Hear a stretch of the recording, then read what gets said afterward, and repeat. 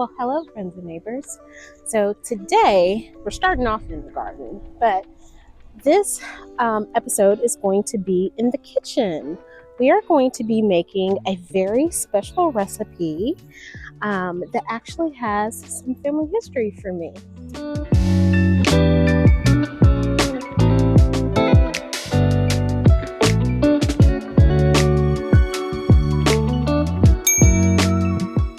So I'll go into a little bit more detail about the origin of the recipe in just a minute, but I'm going to talk to you about how I acquired some of my ingredients.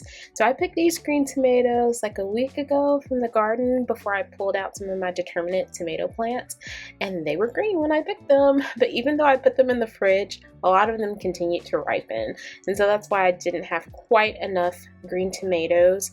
I ended up buying some tomatillos from the grocery store because I could not find green tomatoes anywhere. So that will be some added flavor to the recipe. The recipe does, however, call for some green bell peppers, and I do have some of those that can be harvested. Let me get both of these. I actually probably need to get that red pepper too while I'm at it. Yep. You are ready as well. Come on. There we go.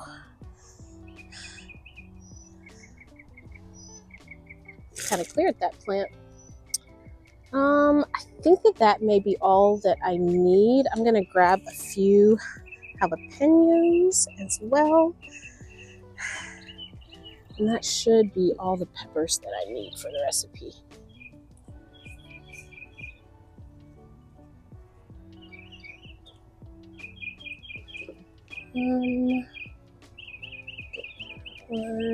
This one's starting to turn red. Get that.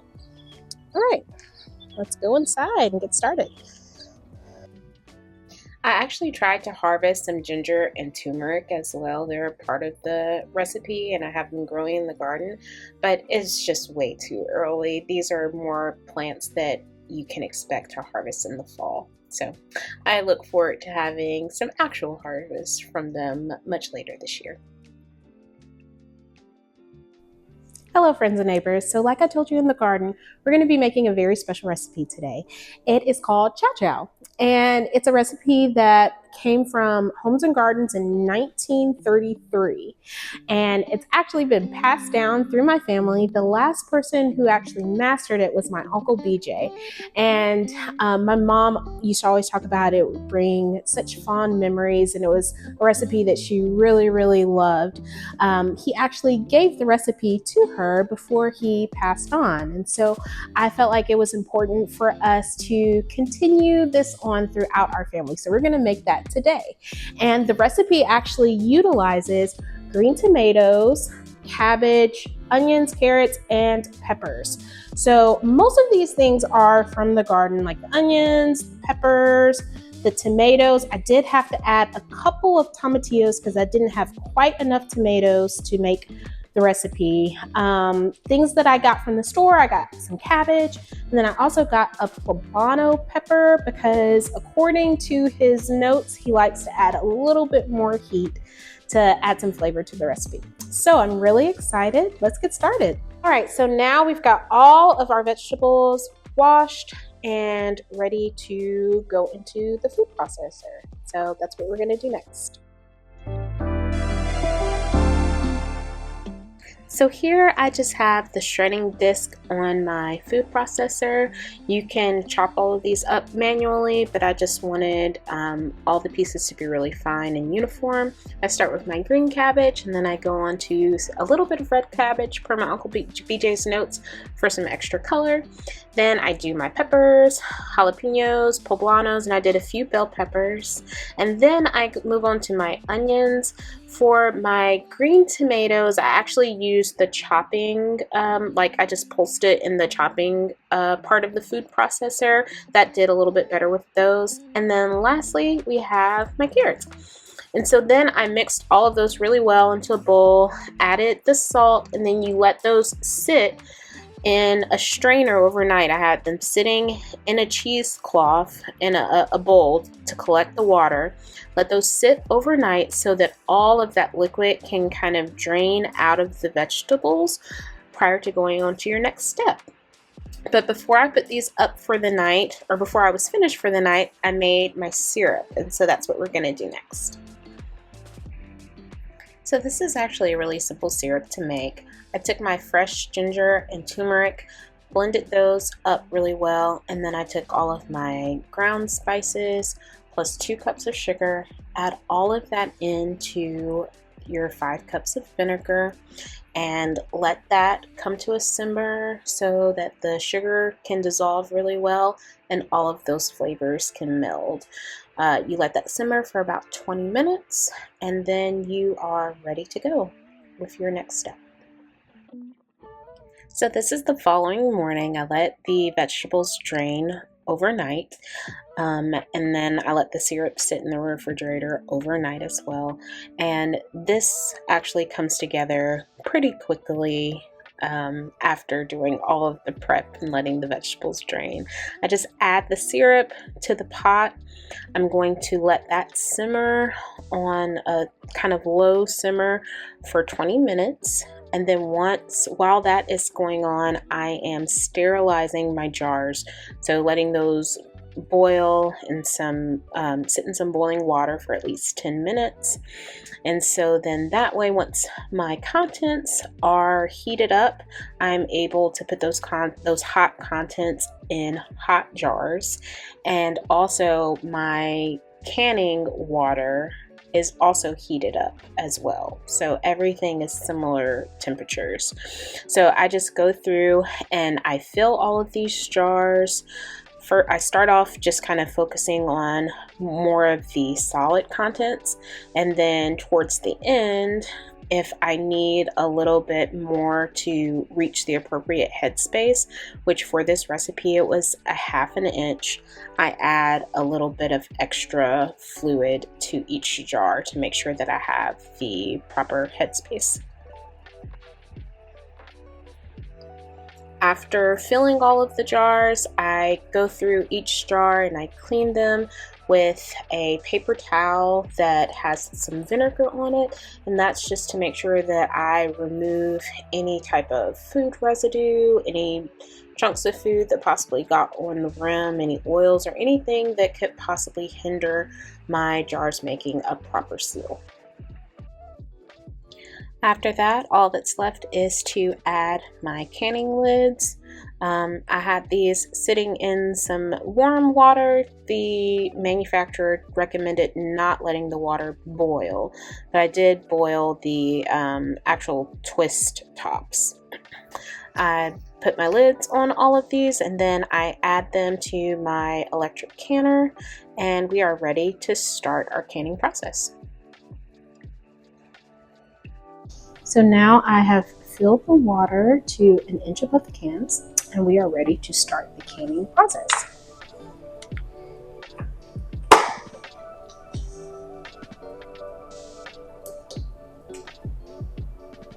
All right, so it's going to start heating up. Once it's temperature, it's going to process it for 25 minutes, and then it will automatically cool down itself. So it has indicated to me that it is done. So let's unlock.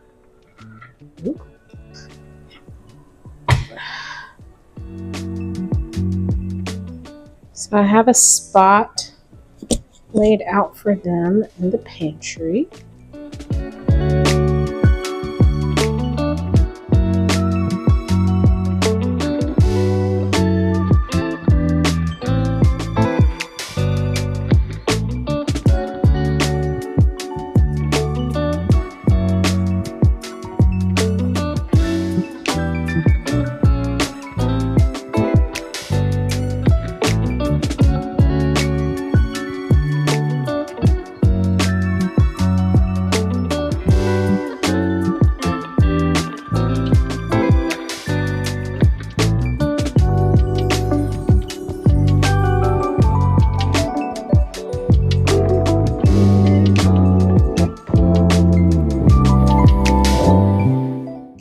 So here is our finished product. I think that it looks really yummy. I haven't been able to taste it yet, but I will report back to you. After you can something, you want to make sure that you leave it undisturbed for 12 to 24 hours. Only then can you check to see if it formed a proper seal. I thought since I'm already canning, I was going to go ahead and add another recipe to the mix, which is cowboy candy. And I'm going to do kind of my own little version of this recipe. So I pulled all the peppers that were left on my pepper plant because I kind of just want them to focus on surviving right now. And so I'm going to do part bell pepper, part jalapeno cowboy candy so that it is not quite as spicy. This is not going to be a large batch by any means. This will probably only make like 1 jar, but since I'm canning anyway, I figured why not give it a try. I've never made it before, so I'll see if I like it. So I've heard so many people warn about wearing gloves while working with hot peppers, and I do not need to learn by experience. So I made sure to put on some gloves before I started this. And a lot of recipes, they recommend to slice your peppers so that they're like little rounds, but I really wanted them a little bit smaller, so I opted to dice all of my peppers. So I went through, I de-seeded my jalapenos, and then I diced them into small pieces. It was pretty difficult with these gloves on, but I made it through, and then I was able to take the gloves off and finish up dicing all of my bell peppers.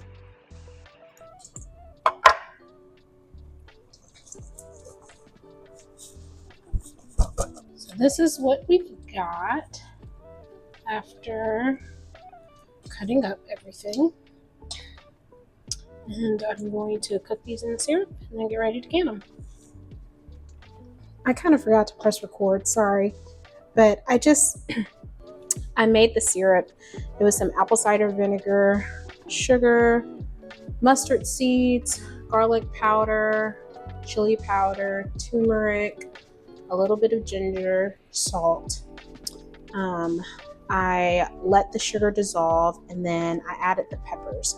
I'm gonna let these simmer here for about 15 minutes. They should cook down a good bit, and then they'll be ready to put in the jars. I think that my peppers are ready. They've been simmering for a good 15-20 minutes in the time that it took me to fill up the jars with the ChowChow. I am going to use just a regular pot to water bath can the cowboy candy, which you can do. All you have to do is make sure that the water is an inch above the top of the cans, and then you wait for the water to come to a boil, which I'm trying to let it heat up a good bit before I even put the jars in there. And then after that, you just start your timer and then process it for the recommended amount of time. So while I'm waiting for this water to heat up, I'm probably going to go ahead and fill up my jars. So I put my contents in my sterilized and still warm jars. I fill any extra liquid in there to make sure that I have the proper headspace. I debubble them, clean the rims, and then put the lids on, and they are ready for processing.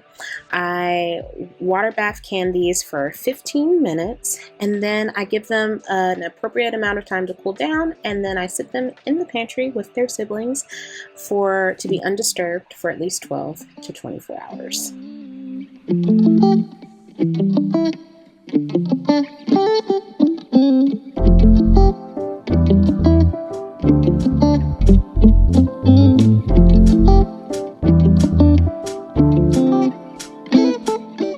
So the last two things that I do in this preservation marathon are sun-dried tomatoes. They're really dehydrated tomatoes. I do them in my dehydrator, but the taste is very, very similar to traditional sun-dried tomatoes. I did these when we first started getting some of our cherry tomatoes in, and they were so good. And we've been eating a lot of tomatoes fresh, but now that we're kind of at the end of our tomato harvest, I wanted to make sure that I made a few more jars of this from the last little bit of cherry tomatoes that we have left. It's really simple. All you have to do is slice your cherry tomatoes, and then once you get them all sliced, you can take just regular salt, or I actually have an herb salt. It was a salt that I mixed together with some basil, rosemary, and oregano, and I sprinkled that on the tomatoes and just make sure that they're coated really good in the bowl. Then you're going to spread them out on your dehydrator racks and then dehydrate them at 135 degrees for about 8 to 10 hours. And it is as simple as that. And if you do decide to do this, it would be a travesty if you let the juice from where you tossed your tomatoes in the herb salt, that bowl, don't let that go to waste. It makes a delicious vinaigrette. All you have to do is take the leftover tomato juice, add a little bit of apple cider vinegar, balsamic vinegar, onion powder, garlic powder, or fresh minced garlic, pepper, shake that all together, add some extra virgin olive oil, and you have an absolutely delicious vinaigrette to go on a salad or to pour over some fresh tomatoes or other veggies. It's really delicious and really simple. Well, friends and neighbors, I am not gonna lie, that was a bit of a marathon. I'm a little tired after that. We made our ChowChow. I will be able to taste that.